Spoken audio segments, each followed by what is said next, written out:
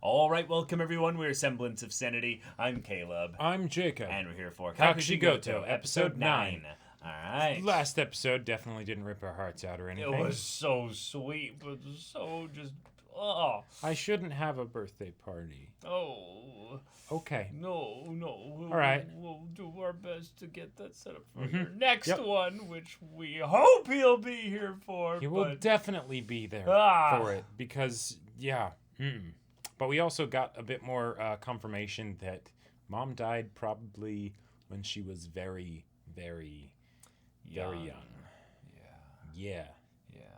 So let's have another sweet episode. Another sweet episode like that. Nothing bad happening this episode at all. No. So y'all, without further ado, let's get into it.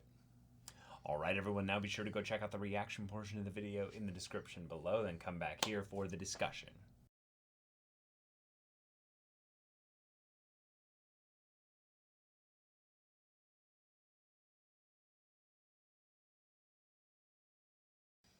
Oh my god, this episode was pure chaos. Pure chaos. It was incredible. And thankfully so much more happiness than the previous one. Right. Like This episode gave us one simple little miscommunication sequence of events that led to the employees and the assistants getting, so just disheartened.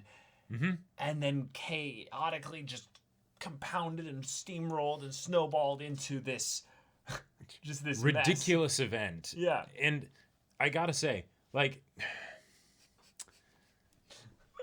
mean, it was delightful. It was chaotic excitement and fun. Yep. This is the kind of thing that I think the show or the story just really does, is that it uses continuity in the fashion that you forget where these things were. Right. And they get reminded, oh, remember, the story moved, things altered, and now this thing is here, which provides opportunity for this punchline, which then sets up the next joke because of how the characters respond to that, which then keeps going and they do that so much in these kinds of comedy episodes, especially these ones. Yeah. Where it's like, they could go infinitely with this. This just does not stop. This very much reminds me structurally of Dorohedoro. With the way that each episode would be like this super complicated package of all these things that would be, we'll randomly throw something in here and it seems innocuous and sort of like, oh, okay, there's just something there. But then by the end, it all sort of ties together into this mishmash of things. And sure, okay. All right, You don't really see it. I'm more just trying to follow, but I kind of get what you were intending to communicate. Yeah. Well, it's something where it's pretty rare, I would say, from my experience, for comedy series to really feel like each episode is a holistic package, right? Well, no, that's what most comedy are. That's why I disagree. Most Really? comedies are episodes, they're episodic. They don't have continuity really in between episode to episode. Oh no, yeah, so totally. So they're very much a complete package. Let me rephrase that to better communicate what I mean. Okay. A lot of times, comedy episodes of shows that I've seen, sometimes they'll have cohesion where it's like, all right, it makes sense that all the bits that are happening are in this episode in particular. Like a Daily Lives of High School Boys episode. Well, it's a bunch of skits, Right. It's a bunch of skits. They don't actually need to be in. It doesn't matter that all of those skits necessarily are in that particular episode, right? They could be stretched, put in different episodes. They could be mixed up and changed around. That's like 3 packages. Because they're not all one big thing. Well, gotcha. Right. Yeah. Kind of. Basically, that it's. Comedy is usually just a bunch of jokes that are strung together, right? And when the jokes are interconnected and stuff, that makes it that is a whole different kind of thing. But I feel like it's a lot rarer. I feel like it would be easy to take it for granted in this show, in this series, because it does it so effortlessly, right? It just does things where it'll set up elements in the episode that then have the payoff, maybe 2 minutes from now, 5 minutes from now, and 12 minutes from now, and it's just all mixed out throughout. And I really appreciate that, because I feel like then I when I go to this show, since we're watching it one episode at a time, right? You know, for the channel and everything, that makes me even more happy that we are watching it in that fashion, because you know, it's, you watch the episode about the hijinks because of a party, you know, but. Yeah, you don't resonate with that? No, I follow. I'm missing the message of the general thing of like you're trying to communicate, because I understand the idea that it uses a lot of good foreshadowing and setup payoff for the big punchlines, but the thing is, it does all of them like constantly, so it's not going for one big one. It does a bunch of sequences of ones, and then each individual variable that kind of gets sent out there isn't necessarily going to get capitulated on like quickly. It's one that will be a lead in towards the next joke at some point. But then after that, you can almost guarantee that, especially in these episodes that are way more comedy focused, you'll get another payoff in addition to the payoff that was used to set up the payoff. So it feels very much like a sequence. Right. There's a flow to it. And with most comedy that I see, there's much less of that. It's much more disjointed, is what you're trying to exactly. say. Much more disjointed, where I get what you're saying. A joke could be taken from one episode and theoretically just put in another episode, and it would probably fit just fine. Right, and I think what I was wanting to make sure was communicated was that this episode was its own story. Yes. In that it's very, I would say it's in the broad sense. It's self-contained. Right, but it's actually very common as a comedy episode structure in the broad sense, because the whole story was basically boiled down to there's a party, and whether or not we're going to go to or not happens. But the stuff that connects out to the general story is very vague and loose for the most part. Right, yeah. And thus the story... You can kind of go back to that status quo at the end of the episode. Right, exactly. It all looped back to itself. But the impressive thing always to me is less the structure of the comedy, but more these variables of continuity that are introduced all throughout the thing there, and then all of them get brought back in. That's what I mean when I say the structure of the comedy. But okay, gotcha. The there being an event in an episode that is mostly what the episode about. Yeah, that's pretty common. But the execution of it, I feel like, is something where it's not just, hey, here's all these funny things and here you go. There's a lot more thought put into it and everything, so that whether or not it's going for an emotional punch or just, you know, let's have some whimsical fun adventure that, you know, has some more feelsy stuff sort of thrown in a more subdued way. I really like it. Yeah.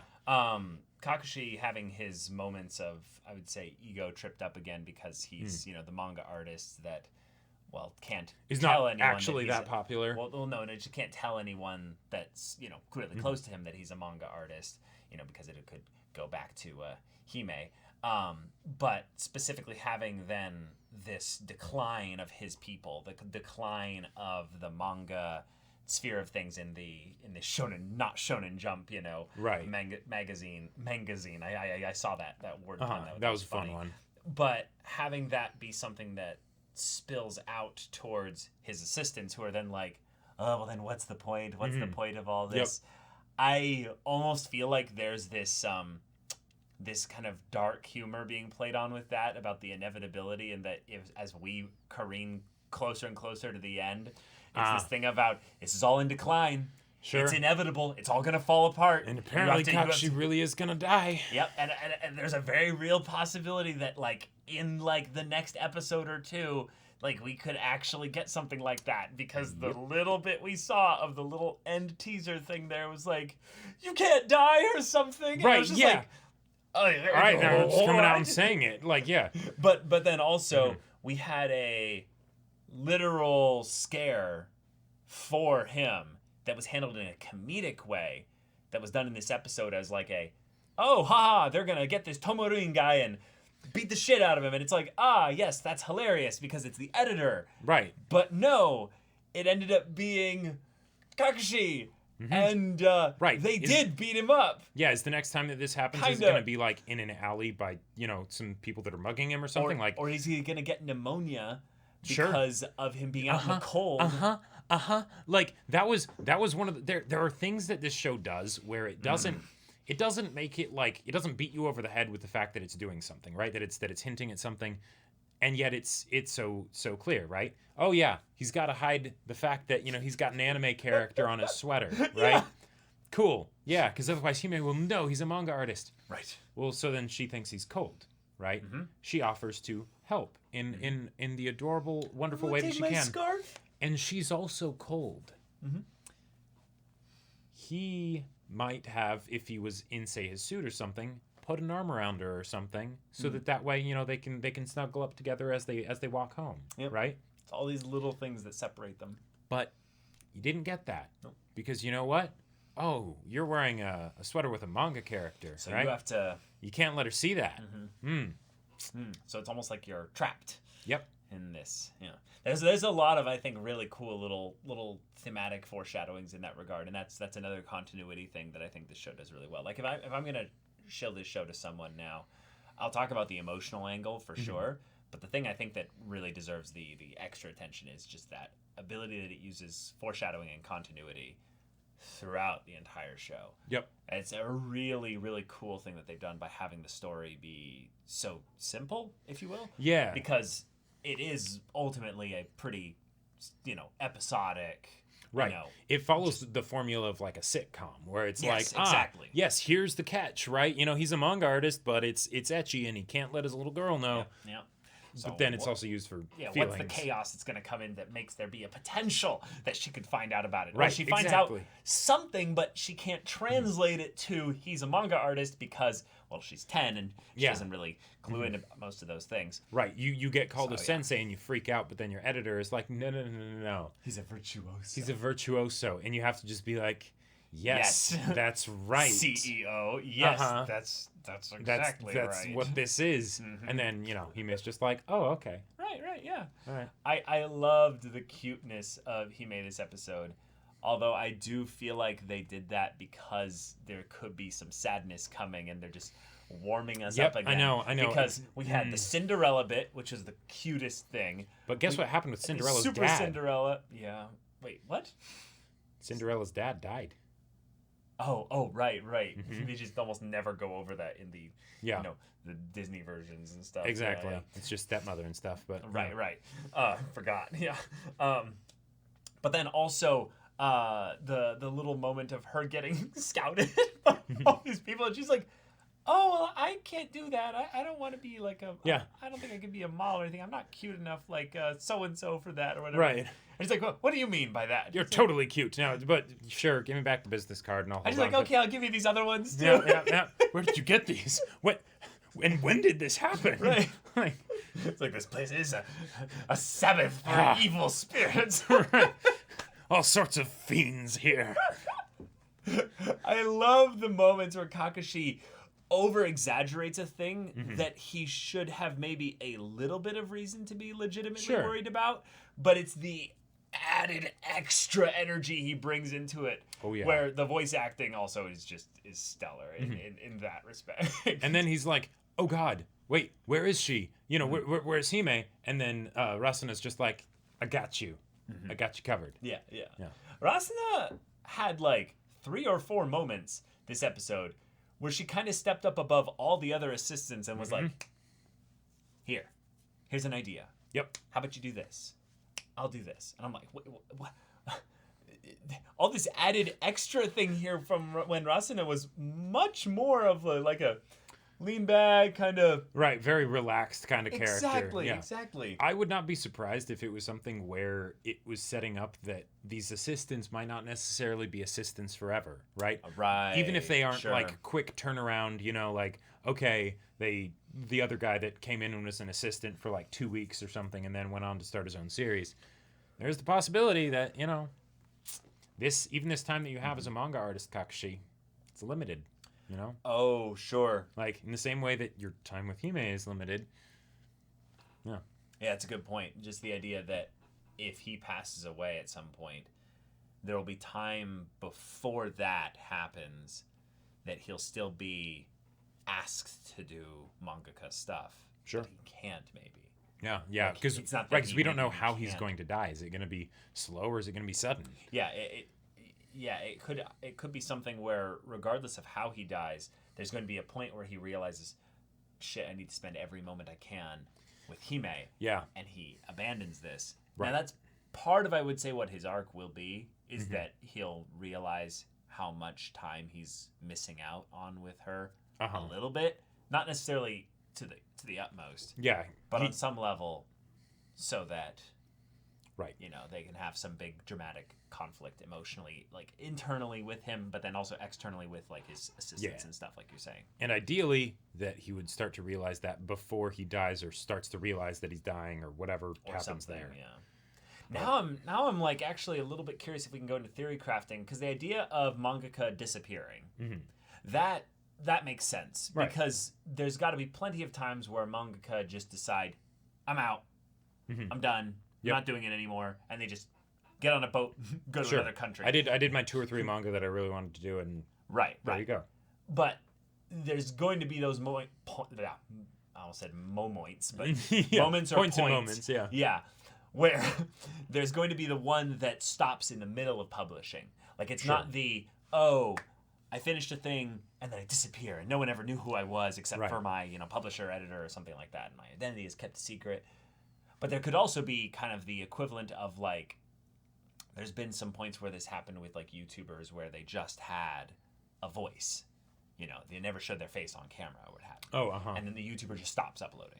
Right. And it's just like, you would never know it if you pass them on the street or anything like that. Exactly. Or the stuff that they create on YouTube is something that you never actually had any physical attachment to, who they were and stuff. So you really had no idea who it was. And it's like this deep lore mystery of who was, insert YouTube channel here. Right. But in this case, we have real people that know Hime and Kakushi and know that he's a mangaka.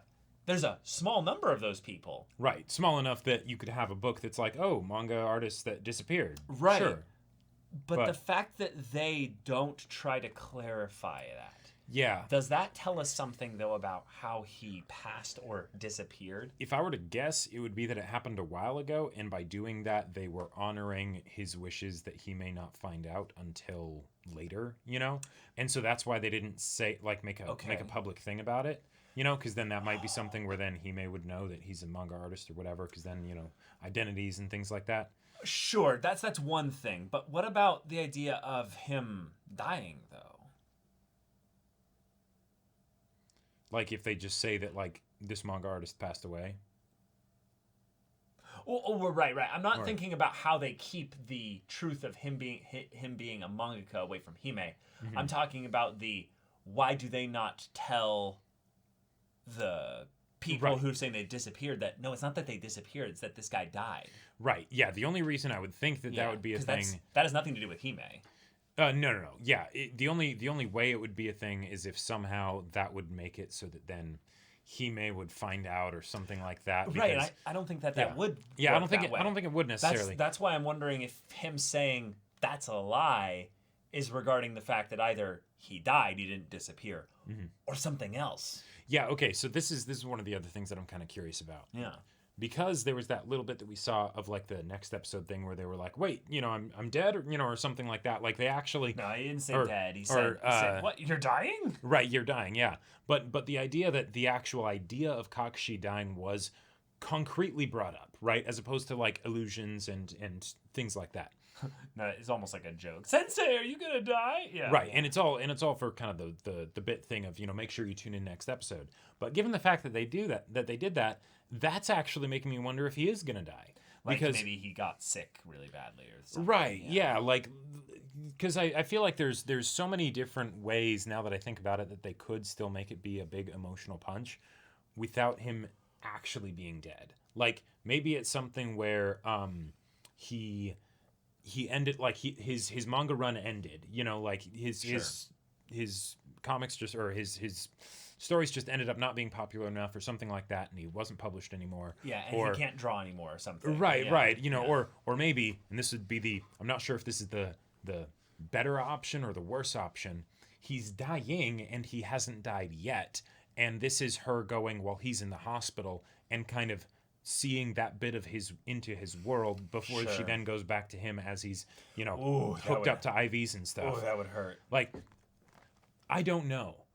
Because I want them to have a conversation, like an open and honest and vulnerable conversation about everything that happened and why he didn't tell her and things like that. Yeah. But we might not get it.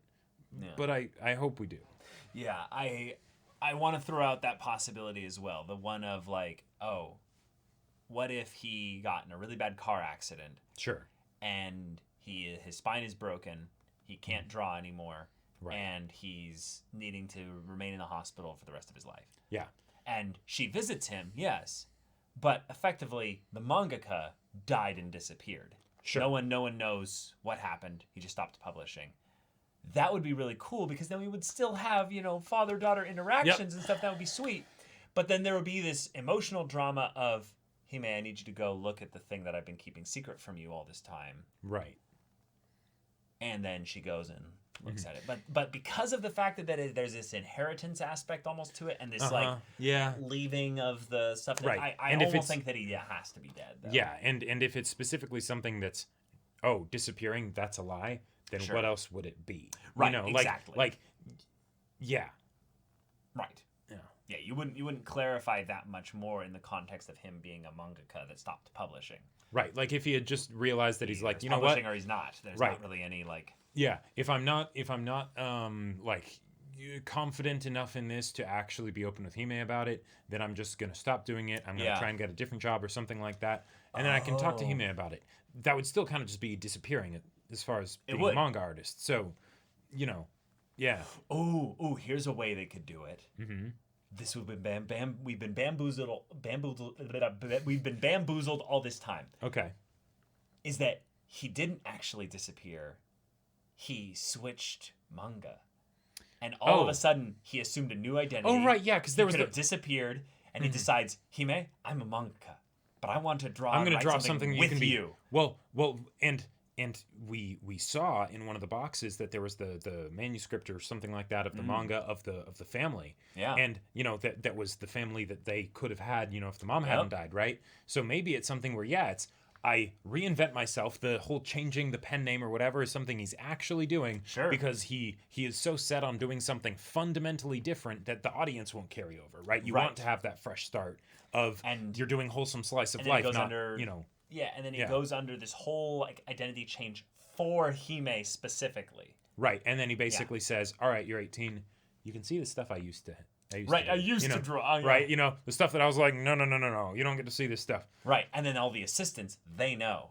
They know Sure. the VTuber's original identity, but Right. they all know that They don't say they because never say. Yep. Never admit you know. And in a way, And he gets to get away from his awful editor now. well, in a way, we might even say that we can confirm that happened to a degree because even if he Because didn't get that was published, created. he did create it. And Regardless of whether it was published, yeah. And we know that he is at the good very point. least not probably working with his assistants anymore, right? The one True. assistant is running a bookstore. Right. That's not I became my own manga artist and all that stuff, No.